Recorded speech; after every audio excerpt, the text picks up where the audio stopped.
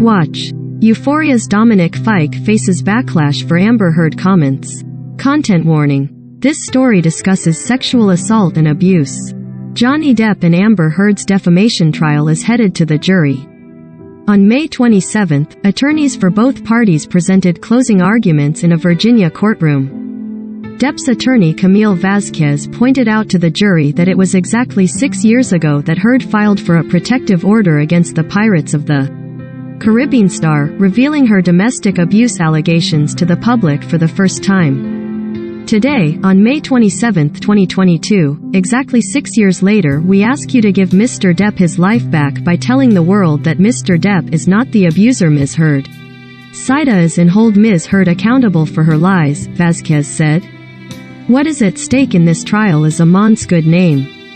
Even more, what is at stake at this trial is Amon's life, the life that he lost when he was accused of a heinous crime. For more shocking revelations from the trial, click here. During her arguments, Vasquez called Heard the abuser and accused the Aquaman actress of lying about injuries and photos of alleged abuse at the hands of. The photos captured what she wanted them to see, an image of a battered woman, Vasquez said after accusing Heard of setting up the media scene outside the courthouse the day she asked for a restraining order, a claim Heard denies. What the paparazzi didn't know is the dark mark on her face mysteriously appeared 6 days after seeing Mr. Depp. It was a lie. She knew it, Mr. Depp knew it, and the multiple witnesses you heard from knew it. Vasquez told the jury that there wasn't one recording they heard in 6 weeks of testimony that included Depp admitting to hitting or punching Heard. Depp's attorney also said that Heard took on the role of a lifetime as a domestic abuse survivor. She told you what she thinks you need to hear to convict this man as a domestic abuser and rapist, Vasquez said. She wants you to believe she was abused countless times over the course of their relationship. But as Depp's attorney, Benjamin Chu and I promised you, the evidence just doesn't bear that out. Instead, Vasquez said Heard and her team presented a mountain of unproved allegations that are implausible. When Chu took over closing arguments, he told the jury that while the #MeToo movement is important, it's meant for true survivors of abuse, not Ms. Heard. Later in the day, Heard's attorney Benjamin Rottenborn began his closing arguments. While the case is about Heard and Depp, Rottenborn argued that this decision could have an impact on other domestic abuse victims. Think about the message that Mr. Depp and his attorneys are sending to Amber, and by extension to every victim of domestic abuse everywhere, he said.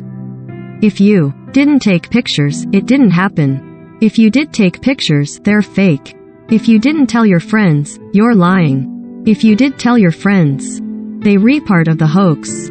If you didn't seek medical treatment, you weren't injured, he continued.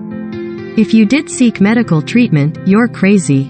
If you do everything that you can to help your spouse, the person you love, rid himself of the crushing drug and alcohol abuse that spins him into rage-filled monster, you're a nag.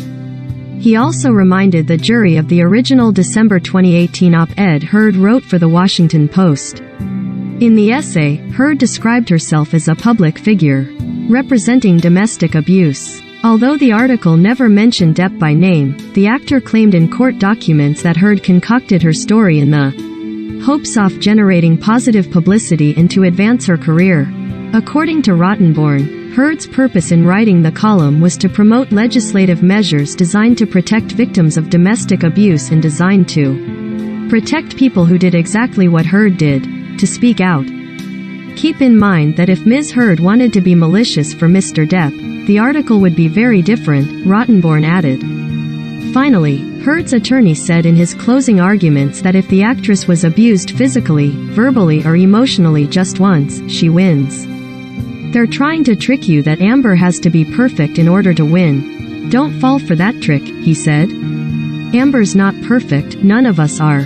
She's never pretended to be, and that's not what you're being asked to decide. The facts are absolutely overwhelming of abuse, he added. One time, that's all you have to remember. Mr. Depp simply cannot prove to you that he never once abused Amber. A ruling against Amber here sends a message that no matter what you do as an abuse victim, you always have to do more. After a lunch break, Depp's attorney, Vasquez took up rebuttal closing arguments and accused Heard of changing her story as time goes on. She has come too far, she can't back down, Vasquez said. She's lied too many times to too many people. She also pushed back against Heard's legal team, invoking Heard's First Amendment right to publish her 2018 opinion editorial. The First Amendment doesn't protect lies that hurt and defame people, Vasquez said. And there's a difference. Ms. Heard has no right to tell the world that Mr. Depp physically or sexually assaulted her when that isn't true. But when Heard's attorney, Rottenborn, had his rebuttal, he urged the jury to give Amber Heard her voice back in their decision. We ask, ladies and gentlemen, that you hold Mr. Depp accountable for his actions, he said. Stand up for victims of domestic abuse everywhere who are suffering in silence. Stand up for freedom of speech.